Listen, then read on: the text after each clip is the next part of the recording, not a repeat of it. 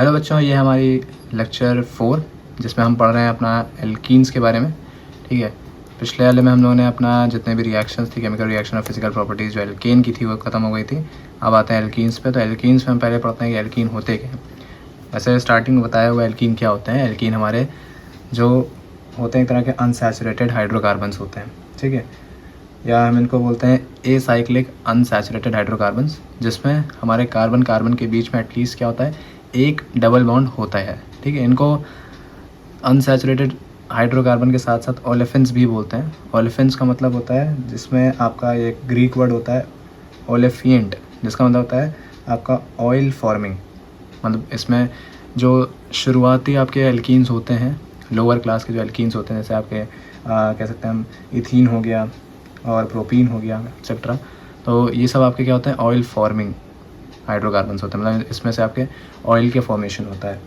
ठीक है, आगे देखते हैं इसका जनरल फॉर्मूला क्या होता है। आपका CnH2n होता है, जहाँ पे n की वैल्यू वही आपका जैसे एल्केन्स में था 1 2 3 एंड सो ऑन, ये आप रख सकते हैं। ठीक है, इथीन जो होता है ये फर्स्ट मेंबर होता है आपका एल्कीन ग्रुप का। इसकी हाइब्रिडाइजेशन sp2 होती है, उसमें sp3 थी आपकी एल्केन्स में, इसमें sp2 हाइब्रिडाइजेशन होती है दो कार्बन्स के बीच की। 3 हाइब्रिड ऑर्बिटल्स जो होते हैं वो यहाँ पे आपके कैसे बनते हैं, sp2 हाइब्रिडाइजेशन के ज़रिए बनते हैं। और 3 सिग्मा बॉन्ड्स होते हैं। साथ ही साथ इसमें होता क्या है, इथीन में आपका कार्बन कार्बन के बीच में एक सिग्मा और एक पाई बॉन्ड होता है, जो कि यहाँ पे लिखा हुआ है।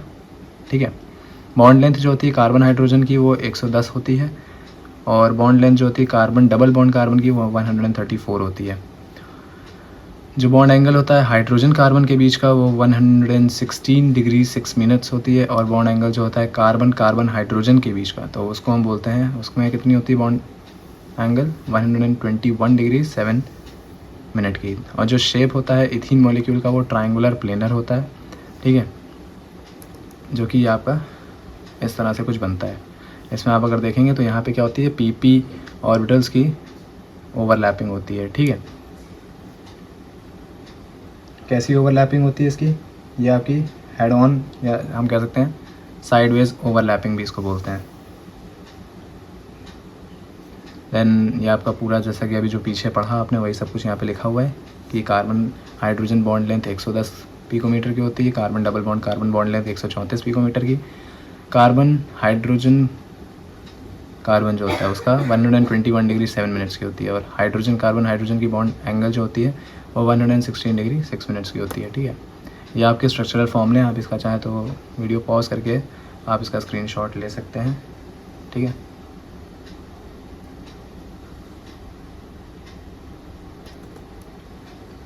उसके बाद आता है आइसोमेरिज्म। ये पूरा जो होता है आपका CBSE बेस के पैटर्न पे मैंने पूरा बनाया हुआ है। इसमें जितनी भी चीज़ें हैं, आपका जो भी सिलेबस है वो पूरा कवर हो रहा है इसमें। आइसोमेरिज्म जो होता है एल्कीन का, वो दो तरह का होता है। एक आपका क्या होता है, स्ट्रक्चरल आइसोमेरिज्म, और दूसरा होता है ज्योमेट्रिकल आइसोमेरिज्म। तो स्ट्रक्चरल आइसोमेरिज्म में क्या होता है कि जो एल्कीन कंपाउंड होते हैं वो 2 या हम कह सकते हैं 3 कार्बन एटम जो होते हैं कंटेन करते हैं, और वो क्या कर रहे होते हैं, do not show structural isomer. ये आपके स्ट्रक्चरल आइसोमर शो नहीं करते हैं। लेकिन जो एल्कीन कंपाउंड होते हैं जो आपके 4 या 4 से ज़्यादा कार्बन आइटम कंटेन कर रहे होते हैं, वो स्ट्रक्चरल आइसोमेरिज्म शो करते हैं। मतलब शुरू के जो 2 और 3 कार्बन आइटम कंटेन करते हैं वो नहीं स्ट्रक्चरल आइसोमर दिखाते हैं, बट उससे ज़्यादा वाले जैसे 4 हो गया, 4 से ज़्यादा वाले जो होंगे वो आपके स्ट्रक्चरल आइसोमेरिज्म को दिखाएंगे। एग्जाम्पल क्या है, जैसे एल्कीन जिसका मोलिकुलर फॉर्मूला C4H8 है, यानी आपका ब्यूटीन की बात करें तो ये स्ट्रक्चरल आइसोमेरिज्म दिखाता है। क्यों होता है, क्योंकि मैंने इसमें बताया था कि इसमें आपके ये एल्केन में भी बताया था कि शुरू के जो आपका इथेन मिथेन और प्रोपेन था वो नहीं दिखाता है, लेकिन जिसमें आपका 4 होते हैं कार्बन वो आपका शो करता है। तो यहाँ पे जैसे IUPAC नेम क्या है, पहले वाले का जैसे ब्यूट 1 ईन है, सेकेंड वाले का ब्यूट 2 ईन है, और तीसरा का क्या है 2 मिथाइल प्रोप 1 ईन। ये कैसे नाम दिया ये भी बता देते हैं। टोटल आपका कितना होता है, 3 कार्बन है। लॉन्गेस्ट चेन देखते हैं कहाँ से लॉन्गेस्ट चेन बन रही है। तो अगर आप देखेंगे तो 1 2 3 ये बन रही है आपकी। ठीक है, तो इसका क्या हो जाएगा, 1 2 3 कार्बन हो गया, सेकेंड कार्बन पे मिथाइल का ग्रुप लगा हुआ है तो 2 मिथाइल यहाँ से हो गया, 3 कार्बन है तो प्रोप हो गया, 1 पे क्या है, पहले कार्बन पे डबल बॉन्ड है तो 1 ईन वहाँ से आ गया। ठीक है, इसके बाद है ज्योमेट्रिकल आइसोमेरिज्म। इसमें क्या होता है, कुछ एल्कीन कंपाउंड्स जो होते हैं जिनका स्ट्रक्चरल फार्मूला और जो मॉलिक्यूलर फार्मूला होता है उनके पास क्या होता है, हाँ, जैसे कि ये क्या चीज़ है कि आपका जो कुछ एल्कीन्स हैं, ठीक है, उनके पास क्या होता है अपना स्ट्रक्चरल और मॉलिक्यूलर फॉर्मूला होता है, और उनके जो फंक्शनल ग्रुप होते हैं या हम कह सकते हैं स्पेशियल अरेंजमेंट होता है उनका आइटम्स का डिफरेंट डायरेक्शंस में। और इसी की प्रेजेंस की वजह से किसकी, जो सी डबल बॉन्ड सी है, उनके मॉलिक्यूलर स्ट्रक्चरल में उनके प्रेजेंस की वजह से उनका जो स्ट्रक्चर बनता है वो क्या होता है, प्लेनर बनता है, ठीक है। और इस टाइप के आइसोमेरिज्म को हम क्या बोलते हैं, ज्योमेट्रिकल आइसोमेरिज्म। एक बार फिर से समझा देता हूँ क्या कह रहा हूँ। एल्कीन्स, कुछ ऐसे एल्कीन्स होते हैं जिनके पास क्या होता है अपना स्ट्रक्चरल फॉर्मूला होता है और मॉलिक्यूलर फॉर्मूला होता है। उनके जो फंक्शनल ग्रुप होते हैं या हम कह सकते हैं उनके पास एक तरह का स्पेशल अरेंजमेंट होता है उनके आइटम्स का डिफरेंट डायरेक्शंस में, और carbon double bond carbon present होने की वजह से तो उनका जो मॉलिक्यूलर स्ट्रक्चर होता है उसका स्ट्रक्चर प्लेनर बनता है, और इस तरह के आइसोमेरिज्म को हम ज्योमेट्रिकल आइसोमेरिज्म बोलते हैं। जो ज्योमेट्रिकल आइसोमर्स होते हैं उनको सिस और ट्रांस में बनाया जाता है। अब सिस क्या होता है, सिस का होता है कि जब आपके ये जैसे आपका ग्रुप लगा है तो ये अगर क्या होता है दोनों तरफ सेम होता है, मतलब डबल बॉन्ड के एक ही तरफ दोनों अगर होते हैं, ठीक है, ये हम कह सकते हैं एक डायरेक्शन में होता है। जैसे ये है आपका कार्बन डबल बॉन्ड कार्बन, इसका एक ये है अबव डायरेक्शन, एक है लोअर की। अब यहाँ पे क्या है कि जो CH3 ग्रुप है दोनों एक ही तरफ लगे हैं ऐसे, ठीक है, तो ये हो जाता है आपका सिस फॉर्म। और जब आपका अपोजिट लगा होता है, ये अगर अबव है और ये इस कार्बन पे क्या होता है बिलो द प्लेन हम कह सकते हैं, नीचे की तरफ होता है, तो ये आपका क्या बनाता है, ट्रांस बनाता है। नीचे लिखा भी, रुकिए मैं थोड़ा सा दिखा देता हूँ, ये आपका देखिए ट्रांसब्यूट 2 इन लिखा हुआ है, ठीक है। नेक्स्ट आते हैं, अब आते हैं आपके प्रिपरेशंस पे। ऐसे तो चीज़ें तो बहुत सारी होती हैं, सब कुछ कवर करना फिर बहुत ज़्यादा बड़ी वीडियो बन जाएगी, ठीक है। ज्योमेट्रिकल आइसोमेरिज्म में इसमें आपको अगर हम बताएं तो इसमें एक चीज़ और होती है, वो क्या होती है, इसमें आपका इसको हिंडर्ड रोटेशन भी बोलते हैं, कार्बन कार्बन डबल बॉन्ड कह रहा हूँ। ज्योमेट्रिकल आइसोमर में आप हिंडर्ड रोटेशन भी पढ़ते हो, कार्बन कार्बन डबल बॉन्ड कह रहा हूँ। वो क्या होता है, जैसे इसमें आपका एक चीज़ पढ़ते हैं, अगर आपको हिंडर्ड रोटेशन का कॉन्सेप्ट समझना है तो उसके लिए हम क्या करते हैं, जैसे मान लीजिए आपने 2 पीसेस लिए कार्डबोर्ड के, उनको एक नेल पे अगर आपने ज्वाइन किया, ठीक है, 2 कार्डबोर्ड ऐसे ले लिया आपने, देखिए इस तरह से, और बीच में दोनों को क्या कर दिया, एक अगर आपने कील से दोनों को किया, एक को फिक्स रखा, दूसरा क्या हो जाएगा, रोटेट हो जाएगा ऐसे करके, ठीक है, यूँ करके। वहीं क्या कर दिया, अब ये दोनों कार्डबोर्ड पे आपने क्या कर दिया, 2 कीलें लगा दी, तब क्या होगा, थोड़ा सा रोटेशन आपका अटकेगा। तो यही होता है एक तरह से, वहाँ पे स्टेरिक हिंड्रेंस आने लगती है, जो हिंडर्ड वर्ड बोलते हैं उसका मतलब वही होता है, ठीक है। तो ये चीज़ आपका आता है। नेक्स्ट हम आते हैं इस पे प्रिपरेशन, एल्कीन कंपाउंड्स की प्रिपरेशन कैसे होती है। पहला है जैसे एल्काइन से आप बना सकते हैं एल्कीन कंपाउंड को। एल्कीन जो होते हैं वो एडिशन रिएक्शन से बनते हैं। एल्कीन जो होते हैं आपके, जब आप हाइड्रोजन H2 गैस को क्या करते हैं एल्काइन के साथ उसका एडिशन रिएक्शन करते हैं, तब आपका एल्कीन बनता है। किसकी प्रेजेंस में, पैलेडियम या कैटलिस्ट जैसे है, तो पैलेडियम और आपका चारकोल एज ए कैटलिस्ट आप लेंगे, तब आपका क्या बन जाएगा, एल्कीन बनेगा। जैसे क्या लिया इसमें हमने, ये क्या लिया, एल्काइन लिया, ठीक है, जो लिखा है एल्काइन, उसकी रिएक्शन किसके साथ कर रहे हैं, हाइड्रोजन के साथ, ठीक है। हाइड्रोजन के साथ रिएक्शन करने से H2 गैस के साथ किसकी प्रेजेंस में, आपका ये PD+C जो होता है, जो PD+C होता है इसको लिंडर्स कैटलिस्ट भी बोलते हैं। ये सब याद करने वाली चीज़ें होती हैं, है ना, कि लिंडर्स कैटलिस्ट किसको कहते हैं, ठीक। तो जब आप क्या करते हैं चारकोल और पैलेडियम को साथ में लेते हैं तो ये आपका लिंडर्स कैटलिस्ट होता है, और इसी की प्रेजेंस में आप इसकी रिएक्शन करते हैं। तो आप इस तरह से बता भी सकते हैं, कोई अगर पूछता है आपसे कि कैसे आप एल्कीन को बना सकते हैं एल्काइन से, तो सिंपल सा है कि आप एल्काइन को H2 गैस के साथ आप रिएक्शन कराएंगे in the presence of Lindlar's catalyst. Lindlar's अगर पूछता है होता क्या, तो आप बताएंगे कि चारकोल और पैलेडियम का मिक्सचर होता है एक तरह से, तो आपका क्या बनाएगा, इथीन बनाएगा। एक ही हो गया आपका। दूसरा होता है एल्काइल हैलाइड। एल्काइल हैलाइड का मतलब क्या है, पहले भी बताया मैंने, हैलाइड एल्काइल हैलाइड क्या होता है। एल्काइल हैलाइड आपका एक तरह से एल्काइल का ग्रुप और हेलोजन का, इन दोनों को आप जोड़ेंगे तो आपका एल्काइल हैलाइड बनाएगा।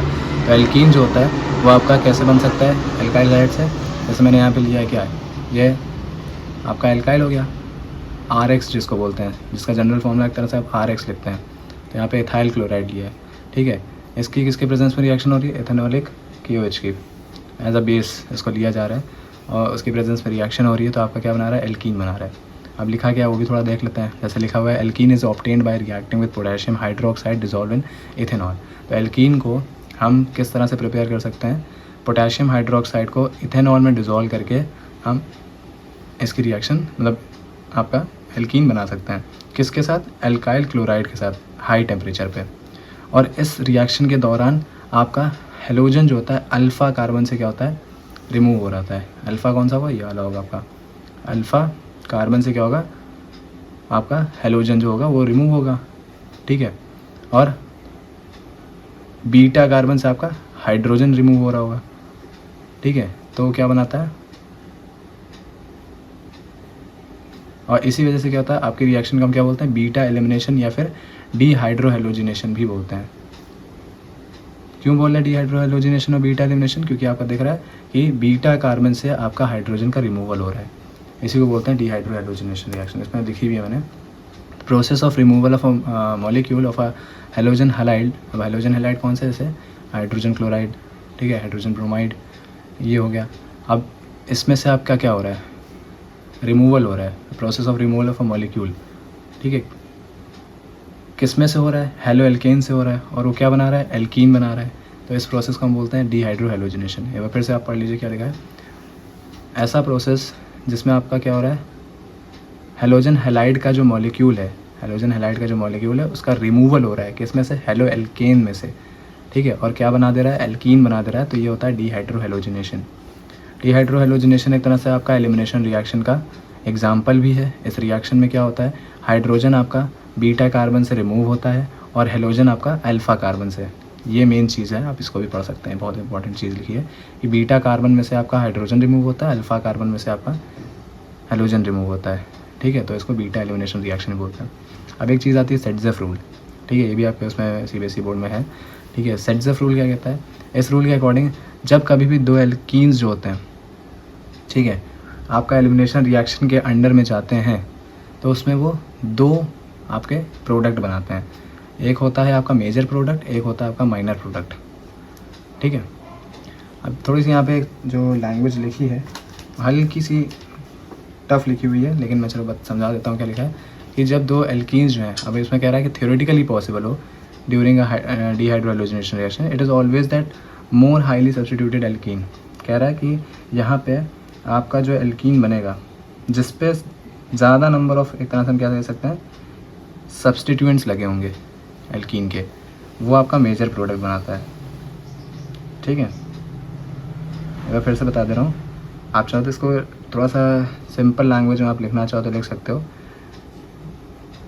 कि ये कहता है, इट स्टेट्स दैट, आप देख सकते हो मैं बोल दे रहा हूँ कि when in a compound two types of beta hydrogen items, मतलब एक तरह से आपके ऐसे कंपाउंड्स जिसमें आपके क्या हो, दो तरह के बीटा हाइड्रोजन आइटम्स हो। बीटा हाइड्रोजन आइटम्स मतलब अब ये देखिए आपका ये है, एक इधर से भी लगा है बीटा, एक इधर से भी लगा है, ठीक है।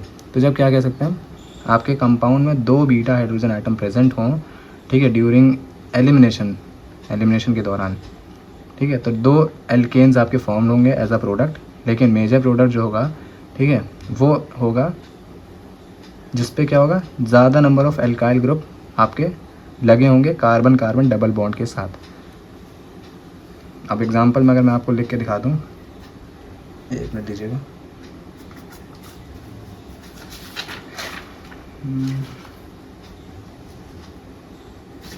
वन सेकेंड, ठीक है, अच्छा देखिए एग्जांपल मैं आपको लिख के दिखा दे रहा हूँ। जैसे हमने लिया CH3 single bond, CH single bond, CH3, और क्योंकि आपका हैलाइड का भी ग्रुप होगा तो ये आपका Br, ठीक है, पेंसिल से है थोड़ा सा। अब यहाँ से क्या होगा, देखिए आपका ये अल्फ़ा कार्बन है, इसमें क्या है, एक तरफ से इधर से बीटा लगा हुआ है, एक तरफ से इधर से बीटा लगा हुआ है, ठीक है। और ये बनाएगा क्या आपका CH3 single bond, CH double bond, CH2 plus H2O और Br निकल जाएगा,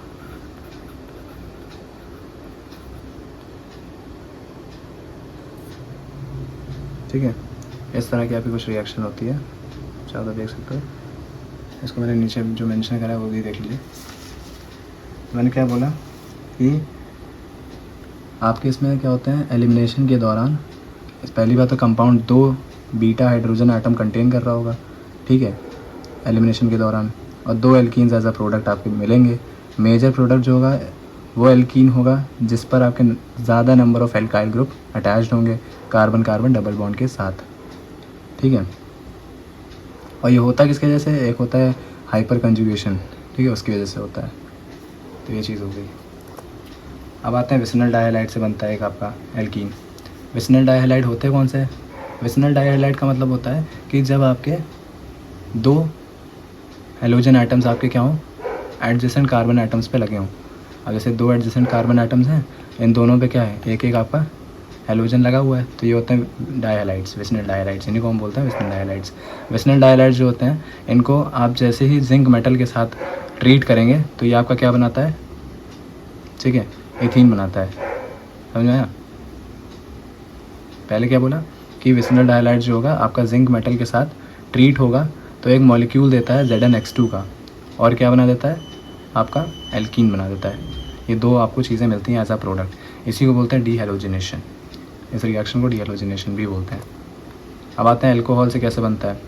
तो एल्कीन जो आपके होते हैं उन जब कैसे बन सकते हैं आपके अल्कोहल से, जब अल्कोहल को आप कंसनट्रेटेड H2SO4 के साथ, एक टेम्परेचर होता है 443 केल्विन का, इस पर जब आप हीट करोगे, ठीक है, तो इस प्रोसेस के दौरान वाटर जो होता है निकलता है, ठीक है, क्योंकि आप बाई एसिड यूज़ कर रहे हो, ठीक है, और इसके दौरान क्या हो जाता है, आपका वाटर रिलीज़ होता है। इसी प्रोसेस को डिहाइड्रेशन बोलते हैं। जिस प्रोसेस में आपका वाटर निकल रहा होता है रिएक्शन के दौरान, वहाँ पे क्या होता है, डिहाइड्रेशन। डिहाइड्रेशन कैसे, जैसे बॉडी है, बॉडी में क्या होता है, अगर आपका पानी की कमी हो तो क्या होता है, डिहाइड्रेशन हो जाता है, उसी तरह से बोल रहा है, ठीक है।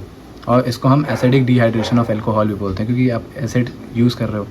तो एल्कोहल की जब रिएक्शन एसिड के साथ कराते हो, किसी H2SO4 हो गया, ठीक है, या आप और कोई भी ले सकते हो, HCl हो गया, तो वो क्या हो जाता है आपका, वहाँ पे वाटर मॉलिक्यूल निकलता है और आपका एल्कीन बन जाता है, ठीक है। ये हो गया आपका।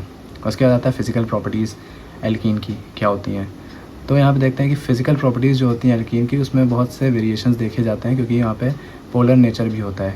पोलर नेचर की वजह से क्या हो जाता है, फिज़िकल प्रॉपर्टी में वेरिएशंस होते हैं, और आइसोमेरिज्म भी ऑब्जर्व किया जाता है एल्कीन में। सिस और ट्रांस वाला जो बता रहे हैं वही चीज़ है।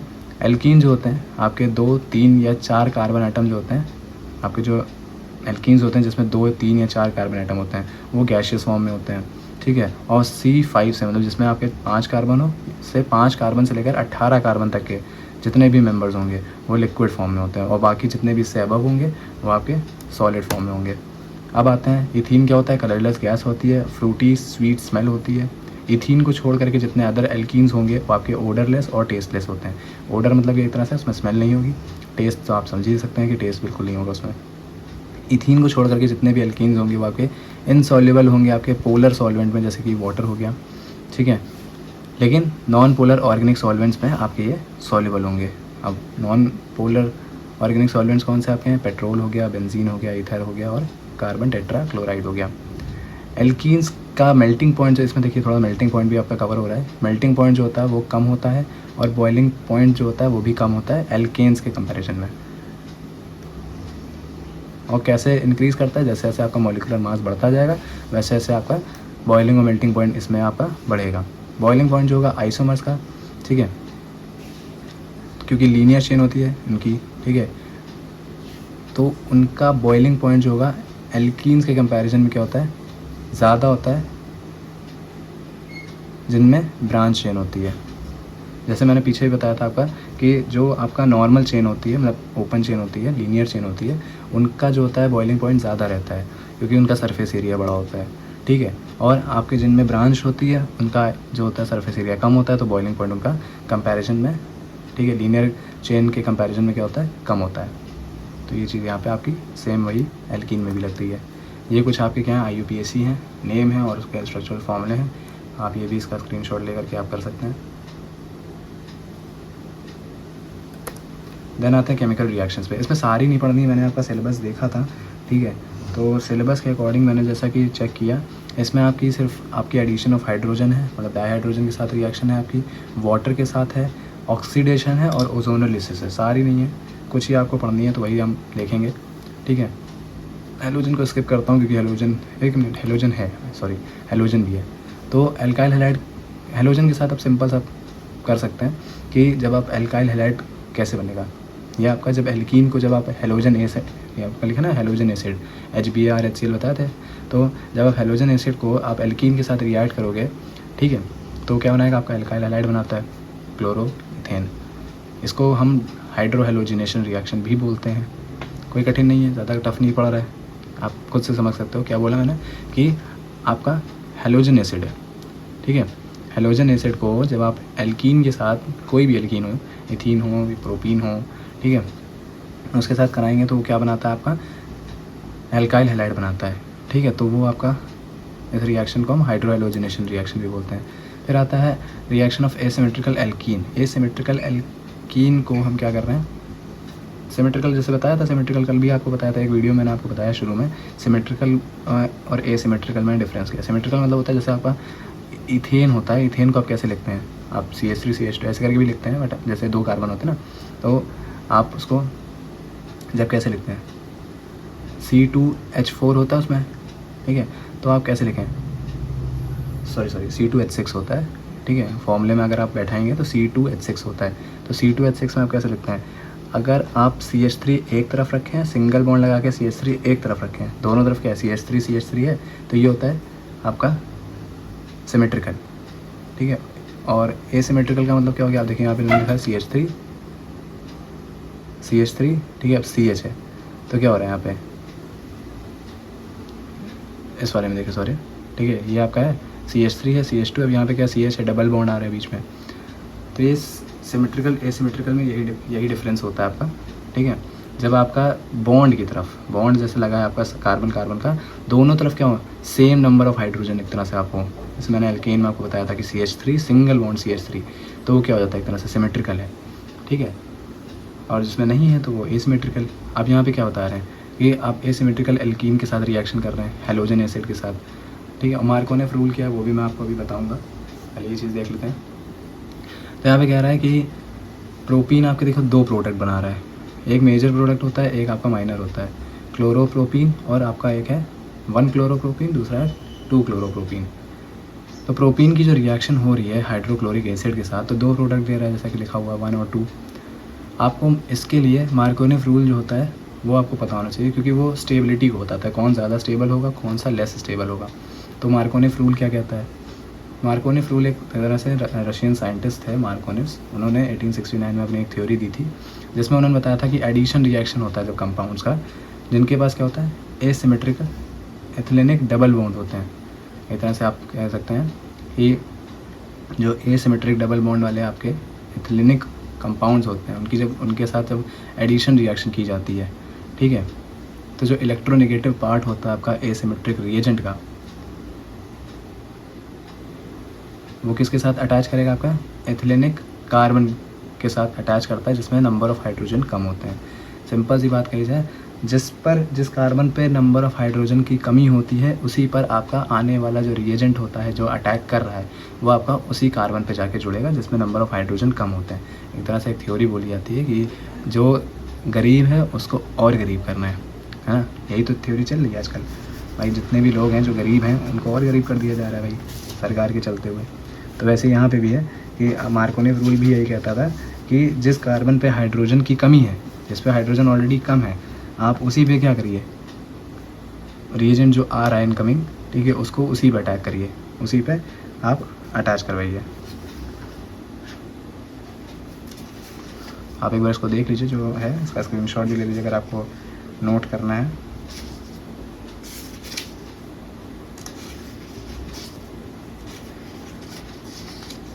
फिर एक आपकी चीज़ होती है, अब मैं बता भी देता हूँ कि अनसिमेट्रिकल रिएजेंट्स होते कौन से हैं, आप उसको मेंशन कर लीजिए, चाहे तो लिख लीजिएगा। अब जैसे आपका HX होता है, H2O होता है, HOX हो गया, ये सारे क्या होते हैं आपके अनसिमेट्रिकल एल्कीन्स होते हैं, ठीक है। और ये इस तरह से आपके अकर होते हैं कि जो नेगेटिव पार्ट होगा आपका एडिंग मॉलिक्यूल का, ठीक है, वो किस पे जाएगा, उस कार्बन एटम पे जाएगा, डबल बॉन्ड के उस कार्बन एटम पे जाएगा जिसमें आपका laser number of hydrogen atoms होंगे। तो ये आपका मार्कोनेफ रूल कहता है। एग्जाम्पल में अगर आप देखें, जैसे लिखा हुआ मैंने CH3 CH double bond CH2 HCl के साथ हो रहा है, तो कौन से कार्बन पे आप ध्यान दीजिए, कौन से कार्बन पर हाइड्रोजन की कमी है। भाई इस पे 2 हाइड्रोजन है, इस पे 3 हाइड्रोजन है, इसी पे है सबसे कम, है ना। तो क्या होगा, आपका पहले तो बॉन्ड ब्रेक होगा, ठीक है। और ये आपका 2 प्रोडक्ट बना रहा है, एक बना रहा है CH3 सिंगल बॉन्ड CH3 और Cl माइनस, और दूसरा बना रहा है आपका, देखिए बॉन्ड ब्रेक हुआ, एक बार इसमें दिखाया, एक बार इस पर दिखाया है। ये सेकेंड डिग्री है, ये आपका 1 डिग्री। इसको प्राइमरी कार्बोकेटायन और सेकेंडरी कार्बोकेटायन हो रहा है। तो सेकेंडरी कार्बोकेटायन जो होते हैं वो आपके ज़्यादा स्टेबल होते हैं, ठीक है। ये आपकी, और सेकेंडरी से ज़्यादा आपके टर्शरी होते हैं, ठीक है। तो इसकी भी एक वो होती है, कह सकते हैं, जैसे 3 degrees greater than 2 degree, 2 degrees greater than 1 degree, तो वही चीज़ यहाँ पे है, ठीक है। तो मार्कोनी रूल समझ में आ गया? नहीं आया तो मैं एक बार फिर से बता दे रहा हूँ कि क्या चीज़ है। ये आपका जो इलेक्ट्रोफाइल है, या मैं कह सकता हूँ जो भी आपका एडिंग रिएजेंट है, जो मैंने बताया, आपका जो एडिंग रिएजेंट है ये उसी पे अटैक करेगा या उसी पे अटैच होगा करके जिस डबल बॉन्ड के कार्बन पर नंबर ऑफ हाइड्रोजन की कमी होगी। अब ये डबल बॉन्ड वाले दोनों कार्बन थे, तो जिस पे हाइड्रोजन की कमी होगी वो ज़्यादा स्टेबल होगा, यानी ये वाला हाइड्रोजन क्या था, इसके कंपैरिजन में इसमें कम था, तो इस पे अगर आकर के आपका लगता है, अटैक करता है, तो क्या हो जाएगा, ये ज़्यादा स्टेबल बनेगा, ठीक है, इसके कंपैरिजन में। यही मार्कोनी रूल कहता है। अब यहाँ पे जैसे बता रहे हैं, प्राइमरी कार्बोकेटायन जो होता है वो लेस स्टेबल होता है सेकेंडरी कार्बोकेटायन से। क्यों? क्योंकि जो Cl आयन है, ठीक है, HCl का, वो जल्दी आपका अटैच हो जाएगा सेकेंडरी कार्बोकेटायन में। और जब कार्बन जो होता है उस पर पॉजिटिव चार्ज होता है मॉलिक्यूल में, तो उसको हम बोलते हैं कार्बोकेटायन। कार्बोकेटायन किसको बोलते हैं? जब आपका मॉलिक्यूल में कार्बन के ऊपर पॉजिटिव चार्ज हो, तब उस कार्बन को हम बोलते हैं कार्बोकेटायन, ठीक है। और ये क्यों हुआ, मैंने अभी एक चीज़ ये भी बता दी कि Cl आपका उस पर जाके जल्दी अटैच होगा, ठीक है, जिस पे क्या होता है, आपका कार्बन पे हाइड्रोजन की कमी होती है, ठीक है। इसीलिए सेकेंड डिग्री जो होता है वो ज़्यादा आपका स्टेबल होता है, किसके कंपैरिजन में, 1 डिग्री के प्राइमरी से। दस Cl ion attach to the ethylenic carbon containing less hydrogen. इसीलिए क्या हो रहा है, आपका क्लोरीन आयन जो है वो आपका उस कार्बन पे जाके जल्दी अटैच हुआ जिस पे आपका हाइड्रोजन की कमी थी। तो जो प्रोडक्ट बनेगा वो स्टेबल बनेगा, ठीक है। और जो रिज़ल्ट होगा आपका, मेन रिज़ल्ट जो होगा वो आपका 2-क्लोरोप्रोपेन ही बनेगा। फिर आते हैं पेरोक्साइड इफेक्ट क्या है। अब कह रहा है कि अगर आपकी रिएक्शन जो हो रही है वो एसिमेट्रिक एल्कीन के बीच में हो रही है, किसके साथ, हेलोजन एसिड के साथ, लाइक HBr हो गया, ठीक है, या HI हो गया है, तो उसमें और किसकी प्रेजेंस में, हाइड्रोजन पेरोक्साइड की प्रेजेंस में, ठीक है। तो जो प्रोडक्ट मिलेगा आपको वो कैसा मिलेगा, मार्कोनी रूल के खिलाफ, एक तरह से अगेंस्ट द मार्कोनी रूल होगा, या आप कह सकते हैं उसको एंटी मार्कोनी रूल, उल्टा आपका चलेगा, ठीक है। मार्कोनी रूल के खिलाफ आपका यहाँ पे क्या होगा, प्रोडक्ट बनेगा। तो HCl और HI जो होते हैं, पहली बात तो वो आपकी ये रिएक्शन शो नहीं करते हैं, ओनली HBr ही ये रिएक्शन शो करेगा। 1933 में MS खार्श थे, ठीक है, और FR मेयो, उन्होंने स्टडी करी कि इस तरह की जो मैकेनिज़्म होती है उसको हम खराश इफेक्ट बोलते हैं, ठीक है। पेरोक्साइड इफेक्ट या एंटी मार्कोनिफ रूल भी है, मैंने बताया ना कि अब जब मार्कोनिफ का अगेंस्ट है तो एंटी मार्कोनिफ हो जाएगा वो। तो एंटी मार्कोनिफ जो होता है उसको पेरोक्साइड इफेक्ट और खराश इफेक्ट भी बोलते हैं, ये 3 नाम हैं इसके।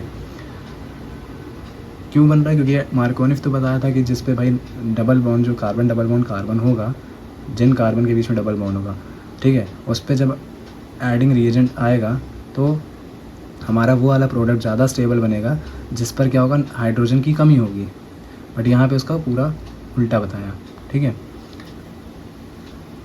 तो इसलिए इसको एंटी मार्कोनिफ रूल भी कहते हैं। अब डाईहाइड्रोजन के साथ रिएक्शन हो रही है, तो कह रहे हैं नॉर्मल टेम्परेचर पे जब एल्केन को हम, यहाँ पे क्या हो रहा है, नॉर्मल टेम्परेचर पे एल्केन आपका ऑब्टेन हो रहा है। कैसे हो रहा है, आप एल्कीन की एडिशन रिएक्शन करा रहे हैं डाईहाइड्रोजन के साथ, अब यहीं से आपकी मेन शुरू है, डाईहाइड्रोजन के साथ हो रही है। तो यहाँ पे किसके प्रेजेंस में, आपका प्लैटिनम और पैलेडियम की एज अ कैटलिस्ट हम उसको ले रहे हैं, उसकी प्रेजेंस में यहाँ पे आपकी रिएक्शन हो रही है एल्कीन की, किसके साथ, डाईहाइड्रोजन के साथ, ठीक है। तो क्या बना दे रहा है आपका, इथेन, एल्केन आपका बना रहा है। और इस रिएक्शन को हम बोलते हैं हाइड्रोजनेशन, जहाँ पे आपका क्या करते हैं, आप हाइड्रोजन को ऐड करा रहे होते हैं, ठीक है। तो वो हाइड्रोजनेशन हो जाती है, और किस पे हो रही है, हाइयर टेम्परेचर पे और प्रेशर की यहाँ पे रिक्वायरमेंट होती है, तो ये आपकी डाईहाइड्रोजन के साथ हो गई, बहुत सिंपल सी है। डाईहाइड्रोजन क्या करेगा, यहाँ से आपका क्या होता है, आपका एक सिग्मा बॉन्ड होता है, एक पाई बॉन्ड होता है। स्टार्टिंग में मैंने बताया था एल्कीन में क्या होता है, जो पाई बॉन्ड होता है वो बहुत ही वीक होता है, ठीक है। तो ईजिली जो होता है वो आपका सिग्मा से पहले आपका पाई बॉन्ड जो होता है वो ब्रेक करता है। ब्रेक करेगा तो क्या होगा, एक तरह से होमोनेटिक फ्यूजन की तरह करें तो एक इस पे आ जाएगा आपका रेडिकल, एक इस पे रेडिकल आएगा। एच का भी देखेंगे, अगर ब्रेक करेंगे तो एच भी क्या होगा, 2 रेडिकल्स होंगे, एक एच इससे जुड़ेगा, दूसरा एच इससे जुड़ेगा, ठीक है। इस तरह से रिएक्शन होती है। हेलोजन के साथ अगर रिएक्शन करें तो क्या होगा आपका, यहाँ पे हम क्या करेंगे, हेलोजन का एडिशन करेंगे एल्कीन के साथ, ठीक है। तो एल्कीन में हेलोजन को ऐड करेंगे तो वही चीज़ आ रही है कि पाई बॉन्ड जो होता है एथिलेनिक डबल बॉन्ड का, ठीक है, एथिलेनिक डबल बॉन्ड का जो पाई बॉन्ड होता है वो ब्रेक होता है पहले, और हेलोजन मॉलिक्यूल जो होता है वो ऐड हो जाता है और क्या बना देता है आपका डाई हेलोजिनेटेड एल्केन। वही चीज़ मैंने जो बताई, पाई बॉन्ड वीक होता है तो सिग्मा से पहले वो आपका पाई बॉन्ड की ब्रेकिंग होती है, पाई बॉन्ड की ब्रेकिंग होगी और आपका एक Cl इससे जुड़ जाएगा, एक Cl आपका इससे जुड़ जाएगा, तो ये आपका क्या बना देगा 1,2 डाइक्लोरोइथेन। सल्फ्यूरिक की नहीं है, इस पर हम फोकस नहीं करेंगे। वाटर की एडिशन है, हाँ ये आपका आता है, तो इसमें देखते हैं क्या है। वाटर का एडिशन है, सिंपल सी बात हम कर रहे हैं कि अगर आप हमको वाटर के साथ रिएक्शन करानी है तो क्या करेंगे, हम कुछ ड्रॉप सल्फ्यूरिक एसिड की प्रेजेंस में इसमें करेंगे। हम क्या करेंगे, इन the presence of few drop of concentrated sulphuric acid. तो HCl जो होगा वाटर के साथ रिएक्ट तो करेगा, लेकिन उसमें फ्यू ड्रॉप्स हम क्या करेंगे, कंसनट्रेटेड सल्फ्यूरिक एसिड की डालेंगे और वो क्या बना देगा, एल्कोहल बना देगा, ठीक है। तो एक बार आप रिएक्शन देख लीजिए क्या हो रहा है। आपने ये क्या लिया, अपना एल्कीन लिया, एल्कीन रिएक्शन हो रहा है किसके साथ, वाटर के साथ, ठीक है। और इसमें फ्यू ड्रॉप्स हम क्या करेंगे, कंसनट्रेटेड सल्फ्यूरिक एसिड की डालेंगे, वही क्या बनाएगा CH3। इस पर क्या था, इस कार्बन पे 2 CH3 थे तो 2 CH3 आपके लगे हुए हैं, ये बॉन्ड आपका ब्रेक हुआ, ठीक है। और क्या हुआ, इसका एक हाइड्रोजन इसके साथ जुड़ा और OH भी इसी कार्बन पे आपके साथ क्या हो गया, इस वाले कार्बन के साथ आपका यहाँ पे जुड़ गया। ये दोनों के बीच में क्या हुआ, बॉन्ड ब्रेक हुई है एक, क्योंकि H2 को अगर आप खोलेंगे तो कैसे लिखेंगे, OH माइनस और H प्लस, आप ऐसे लिखते हो। H2 को ब्रेक करोगे तो कैसे लिखोगे, H प्लस OH माइनस में करोगे, ठीक है। तो जो बॉन्ड ब्रेक हुआ है ना, तो क्या होगा, जो एक OH होगा वो आपका इस कार्बन से जाके जुड़ेगा और जो हाइड्रोजन होगा वो इस कार्बन पे जुड़ जाएगा, ठीक है। तो ये आपकी हो गई। उसके बाद आता है ऑक्सीडेशन। अब ऑक्सीडेशन का मतलब क्या होता है, आप ऑक्सीजन के साथ रिएक्शन करा रहे हो, ऑक्सीडेशन का मतलब यही होता है कि ऑक्सीजन के साथ आप रिएक्शन कराओ। तो एल्कीन को जब आप कोल्ड डाइल्यूट या एक्वा सोल्यूशन अगर आप लेते हैं पोटेशियम परमैंगनेट का, उसके साथ जब आप एल्कीन की रिएक्शन कराते हो तो वो विसिनल ग्लाइकॉल आपको देता है। विसिनल ग्लाइकॉल देखिए, ग्लाइकॉल तब होता है जब आपका क्या हो जाता है, विसिनल का मतलब होता है जब आपके एडजेसेंट कार्बन पे कुछ लग रहा हो तो विसिनल वर्ड यूज़ किया जाता है, ठीक है। और क्या लग रहा है ग्लाइकॉल, मतलब कि आपका एल्कोहल से मतलब क्या है, OH का ग्रुप लग रहा होगा। तो यहाँ पे क्या हो जाता है कि जब आपके एडजेसेंट कार्बन्स पे क्या लग जाए, OH ग्रुप लग जाए, ठीक है, तो वो आपका विसिनल ग्लाइकॉल बनाता है। ये कब होता है, जब आपका डाइल्यूट हो, ठीक है, या हम कह सकते हैं एक्वस हो या कोल्ड सॉल्यूशन हो किसका, पोटेशियम परमैंगनेट का, जिसको हम बेयर्स रिएजेंट भी बोलते हैं, पोटेशियम परमैंगनेट को बेयर्स रिएजेंट भी कहते हैं। और इसकी रिएक्शन जब हम किसके साथ कराएं, एल्कीन के साथ कराएं, तो वो हमें क्या दे देता है, आपका ग्लाइकॉल देता है। तो ये रिएक्शन होती है ऑक्सीडेशन की, ठीक है। अब आता है ओजोनोलिसिस। ओजोनोलिसिस जो होती है एल्कीन की, उसमें क्या हो रहा होता है, आपका ओजोन का एडिशन कराते हैं हम मॉलिक्यूल में, ठीक है। ओजोन मॉलिक्यूल का क्या करते हैं हम, एडिशन करते हैं एल्कीन में, तो वो क्या बना देता है, ओजोनाइड। ये थोड़ा सा देखने वाला है कि ओजोनोलिसिस में क्या होता है, पहली बात तो ओजोन मॉलिक्यूल का एडिशन करा रहे होते हैं। अब एल्कीन पढ़ रहे हैं तो एल्कीन में कराएंगे हम, तो एल्कीन हमने लिया, एल्कीन में क्या कर दिया, ओजोन को ऐड किया, ओजोन मॉलिक्यूल को, तो उसने क्या बनाया, ओजोनाइड बनाया। एंड फिर जो क्लीवेज है आपका ओजोनाइड का ZnH2O के ज़रिए, वो किस में हो जाता है, स्मॉल मॉलिक्यूल्स में आपका एक तरह से टूट जाता है। जब आप क्या करते हो, ओजोनाइड का ZnH2O के साथ आप एक तरह से रिएक्शन कर सकते हो, या आप कह सकते हो जब आप उसको इंट्रोड्यूस कराओगे तो वहाँ पे क्लीवेज हो जाता है और किस में हो जाता है, स्मॉलर मॉलिक्यूल्स में टूट जाता है। ये रिएक्शन जो होती है बहुत ही अच्छी यूज़फुल होती है आपके एल्कीन्स में डबल बॉन्ड की पोजीशन को डिटेक्ट करने के लिए। जब एल्कीन्स में आपको देखना हो कि कहाँ पे डबल बॉन्ड आपका है, तो उसको डिटेक्ट करने के लिए ये आपकी रिएक्शन जो होती है बहुत ही यूज़फुल होती है। और किसी अदर अनसैचुरेटेड कंपाउंड्स में भी अगर आपको डबल बॉन्ड को देखना है तो वहाँ पे भी ये रिएक्शन आपकी यूज़फुल है, ठीक है। अच्छा, हुआ कैसे ये भी देखें। अब यहाँ से भी बॉन्ड टूटता है भैया, इसमें तो टूटेगा, पाई बॉन्ड यहाँ है, पाई बॉन्ड वीक होता है, वो ब्रेक करेगा, है ना। ब्रेक करने पे क्या होगा कि आपका वही वाला एक तरह से जैसे मैंने बताया ना कि आपका होमोलिटिक फ्यूजन टाइप, ठीक है, एक इलेक्ट्रॉन इधर एक इलेक्ट्रॉन इधर एक तरह से, तो क्या होगा अब यहाँ पे फ्री रेडिकल, यहाँ पे फ्री रेडिकल, और ऑक्सीजन क्या होता है मोर इलेक्ट्रोनिगेटिव होता है, उसको इलेक्ट्रॉन की ज़रूरत होती है, तो वो क्या करता है एक इससे यहाँ पे बॉन्ड बनाता है, तभी यहाँ पे इस तरह से आपका ही बनता है, ठीक है। और आपका नीचे भी ऑक्सीजन आपके इस तरह से जुड़ते हैं, तो ये आपका ओजोनाइड बनाता है। पॉलीमराइजेशन है नहीं आपके में, ठीक है, इसको हम स्किप करते हैं। तो यहाँ पे आपका ये ख़त्म होता है, सारी चीज़ें इसमें कवर हो गई, हमारी रिएक्शंस कवर हो गई हैं, ठीक है, प्रिपरेशन कवर हो गई है, एल्कीन पूरा यहाँ पे आपका कवर हो गया सिर्फ 35 to 36 मिनट्स में। तो अगर आपको वीडियो अच्छी लगी हो तो मैं रिक्वेस्ट करूँगा कि आप चैनल को सब्सक्राइब ज़रूर करिएगा। इससे रिलेटेड मैं 11-12 से रिलेटेड सारी केमिस्ट्री जितनी भी है मैं सब कुछ प्रॉपरली आपको चीज़ें समझाऊँगा, ठीक है, और जितना सिलेबस वाइज है उतना ही बताऊँगा, ज़्यादा नहीं, ठीक है। साथ ही साथ नीट और जेई की जो तैयारी कर रहे हैं उनके लिए भी बहुत इंपॉर्टेंट है, थ्योरेटिकल पार्ट तो बहुत इंपॉर्टेंट है, बाकी मैं पूरी कोशिश करूँगा कि उनके रिलेटेड क्वेश्चंस जो हैं वो भी अभी इसमें डालूंगा, ठीक है। जितना हल्का फुल्का अगर कुछ नेमिंग है जैसे कोल्बे रिएक्शन बची हुई है उसकी मैं अलग से एक वीडियो बना के डाल दूँगा।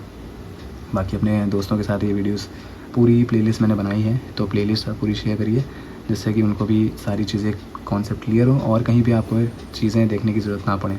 मेरी पूरी कोशिश यही है कि आपको जो भी मैं चैप्टर पढ़ाऊँ वो एक बार में सारी चीज़ें आपको सिलेबस वाइज और टॉपिक वाइज आपको सब कुछ यहाँ पे बता दूँ, ठीक है, जिससे आपको एक बार में पूरा चैप्टर आपका क्लियर हो जाए और आपको कहीं और देखने की ज़रूरत ना पड़े, बुक भी छूने की ज़रूरत ना पड़े। पूरा बुक से मैं चीज़ें चेक करके ही आपको 2-3 किताबें देख करके जो भी होती हैं जैसे ABC होती है आपकी, बहुत सी चलती हैं किताबें, NCERT है, तो हर से एक चीज़ सब कुछ मैं देख करके जो भी आपका टॉपिक है, पैटर्न है, सब देख करके मैं वीडियो बना रहा हूँ। तो वो बहुत ही यूज़फुल है आपके CBSE ICSE बोर्ड के बच्चों के लिए। तो अगर अच्छी लग रही हो तो बिल्कुल सब्सक्राइब कर लीजिएगा चैनल को, जिससे आपको, और बेल आइकन दबा दीजिएगा जिससे नोटिफिकेशन भी आपको मिल जाए। थैंक यू, मिलते हैं फिर नेक्स्ट वीडियो पे जिसमें आपको हम एल्काइंस के बारे में पढ़ाएंगे, ठीक है।